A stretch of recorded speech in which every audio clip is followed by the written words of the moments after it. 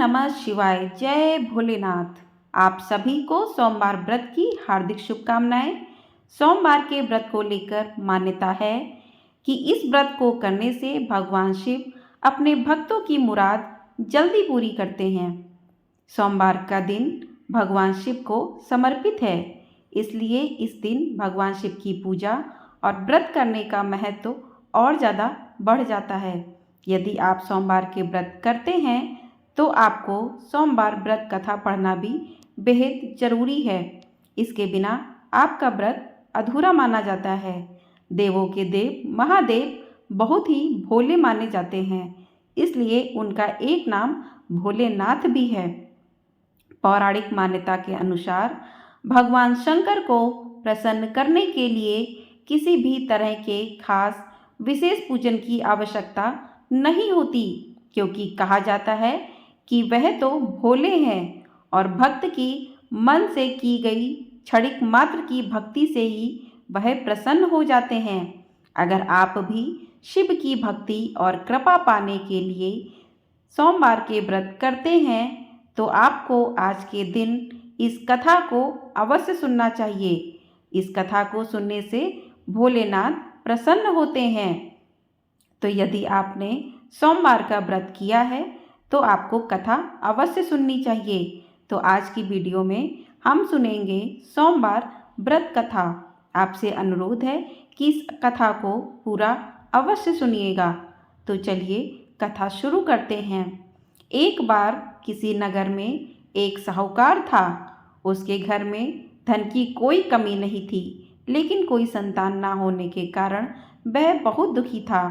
संतान प्राप्ति के लिए वह हर सोमवार को व्रत रखता था और पूरी श्रद्धा के साथ भगवान शिव के मंदिर जाकर भगवान शिव और माता पार्वती की पूजा करता था। उसकी भक्ति देखकर एक दिन माँ पार्वती प्रसन्न होकर भगवान शिव से साहूकार की मनोकामना पूर्ण करने का निवेदन किया। पार्वती जी के आग्रह पर भगवान शिव ने कहा, हे पार्वती, इस संसार में हर प्राणी को उसमें उसके कर्मों का फल मिलता है और जिसके भाग्य में जो हो उसे भोगना ही पड़ता है। लेकिन पार्वती जी ने साहूकार की भक्ति देखकर उसकी मनोकामना पूर्ण करने की इच्छा व्यक्त की। माता पार्वती के आग्रह पर शिव जी ने साहूकार को पुत्र प्राप्ति का वरदान तो दिया, लेकिन उन्होंने बताया कि यह बालक 12 वर्ष तक ही जीवित रहेगा। तभी माता पार्वती और भगवान शिव की बातचीत को साहूकार सुन रहा था, इसलिए उसे ना तो इस बात की खुशी थी और ना ही दुख था। वह पहले की भांति शिव जी की पूजा करता रहा। कुछ समय के बाद साहूकार की पत्नी ने एक पुत्र को जन्म दिया।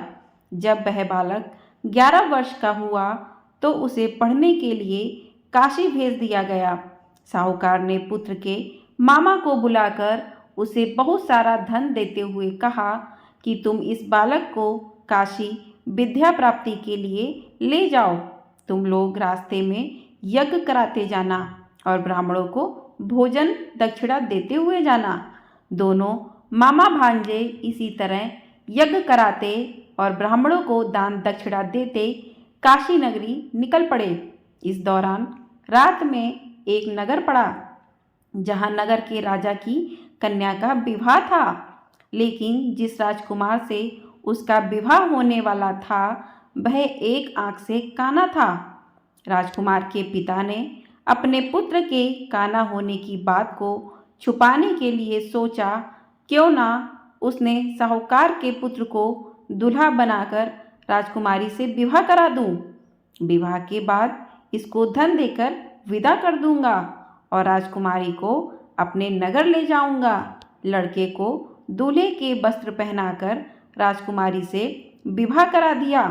साहूकार का पुत्र ईमानदार था, उसे यह बात बिल्कुल भी सही नहीं लगी, इसलिए उसने अवसर पाकर राजकुमारी के दुपट्टे पर लिखा कि तुम्हारा विवाह तो मेरे साथ हुआ है, लेकिन जिस राजकुमार के संग तुम्हें भेजा जाएगा वह एक आंख से काना है। मैं तो काशी पढ़ने जा रहा हूँ। जब राजकुमारी ने चुन्नी पर लिखी बातें पढ़ी तो उसने अपने माता पिता को यह बात बताई। राजा ने अपनी पुत्री को विदा नहीं किया, फिर बारात वापस चली गई। दूसरी ओर साहूकार का लड़का और उसका मामा काशी पहुँचे और वहाँ जाकर उन्होंने यज्ञ किया। जिस दिन लड़का 12 साल का हुआ उस दिन भी यज्ञ का आयोजन था। लड़के ने अपने मामा से कहा कि मेरी तबीयत कुछ ठीक नहीं है। मामा ने कहा कि तुम अंदर जाकर आराम कर लो। शिव जी के वरदान के अनुसार कुछ ही देर में उस बालक के प्राण निकल गए। मृत भांजे को देखकर उसके मामा ने विलाप करना शुरू किया। संयोगवश उसी समय शिव जी और माता पार्वती उधर से जा रहे थे। पार्वती माता ने भोलेनाथ से कहा, स्वामी, मुझे इसके रोने के स्वर सहन नहीं हो रहा। आप इस व्यक्ति के कष्ट को अवश्य दूर करें। जब शिव जी मृत बालक के समीप गए तो वह बोले, यह उसी साहूकार का पुत्र है जिसे मैंने 12 वर्ष की आयु का वरदान दिया था। अब इसकी आयु पूरी हो चुकी है। लेकिन मातृभाव से विभोर माता पार्वती ने कहा कि हे महादेव, आप इस बालक को और आयु देने की कृपा करें, अन्यथा इसके वियोग में इसके माता पिता भी तड़प तड़प कर मर जाएंगे। माता पार्वती के पुनः आग्रह पर भगवान शिव ने उस लड़के को जीवित होने का वरदान दिया। शिव जी की कृपा से वह लड़का जीवित हो गया। शिक्षा पूरी करके लड़का अपने मामा के साथ अपने नगर की ओर वापस चल दिया। दोनों चलते हुए उसी नगर में पहुँचे जहाँ उसका विवाह हुआ था। उस नगर में भी उन्होंने यज्ञ का आयोजन किया। उस लड़के के ससुर ने उसे पहचान लिया और महल में ले जाकर उसकी खातिरदारी की और अपनी पुत्री को उसके साथ विदा किया। इधर साहूकार और उसकी पत्नी भूखे प्यासे रहकर बेटे की प्रतीक्षा कर रहे थे। उन्होंने प्रण कर रखा था कि यदि उन्हें अपने बेटे की मृत्यु का समाचार मिला तो वह भी अपने प्राण त्याग देंगे, परंतु अपने बेटे के जीवित होने का समाचार पाकर वह दोनों बेहद प्रसन्न हुए। उसी रात भगवान शिव ने साहूकार के स्वप्न में आकर कहा, हे सृष्टि, मैंने तेरे सोमवार के व्रत करने और व्रत कथा सुनने से प्रसन्न होकर तेरे पुत्र को लंबी आयु प्रदान की है। इसी प्रकार जो कोई भी सच्चे मन से सोमवार का व्रत करता है या कथा सुनता और पढ़ता है, उसके सभी दुख दूर होते हैं और शिव जी उसकी सभी मनोकामनाओं को पूरा करते हैं। बोलिए हर हर महादेव, ओम नमः शिवाय। अब सुनते हैं शिव आरती। जय शिव ओमकारा, स्वामी जय शिव ओमकारा, ब्रह्मा विष्णु सदाशिव अर्धांगी धारा। ओम जय शिव ओमकारा। एकानन चतुरानन पंचानन राजे, हंसानन गरुड़ासन वृषवाहन साजे। ओम जय शिव ओमकारा। दो भुज चार चतुर्भुज, 10 भुज अति सोहे, त्रिगुण रूप निरुखता त्रिभुवन जन मोहे। ओम जय शिव ओमकारा। अक्षमाला बनमाला रुडमाला धारी, चंदन मृग मद सोहे, भाले शशिधारी।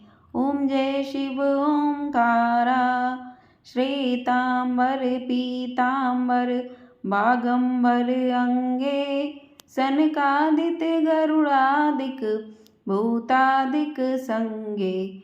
ओम जय शिव ओमकारा। कर के मध्य कमंडलु चक्र त्रिशूल धरता, जग करता जग भरता, जग संहार करता। ओम जय शिव ओमकारा। ब्रह्मा विष्णु सदाशिव जानत अविवेका प्रणवाक्षर के मध्य ये तीनों एका। ओम जय शिव ओमकारा। काशी में विश्वनाथ विराजति नंदी ब्रह्मचारी नितुट भोग लगावत महिमा अति भारी। ओम जय शिव ओमकारा। गुण शिव जी की आरती जो कोई नर गावे कहत शिवानंद स्वामी मन वांछित फल पावे। ओम जय शिव ओमकारा। ओम जय शिव ओमकारा। स्वामी जय शिव ओमकारा। हर हर महादेव। ओम नमः शिवाय। तो इस प्रकार से सोमवार व्रत की कथा और आरती संपूर्ण होती है। इस व्रत को जो भी भक्त सच्चे मन पूरी श्रद्धा के साथ करता है तो शिव जी उसकी सभी मनोकामनाओं को पूरा करते हैं और उसके घर में सुख समृद्धि का वास होता है।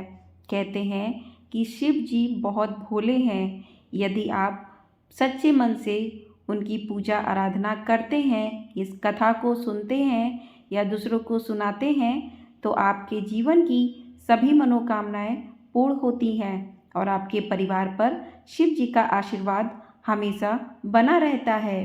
तो बोलिए हर हर महादेव। ओम नमः शिवाय।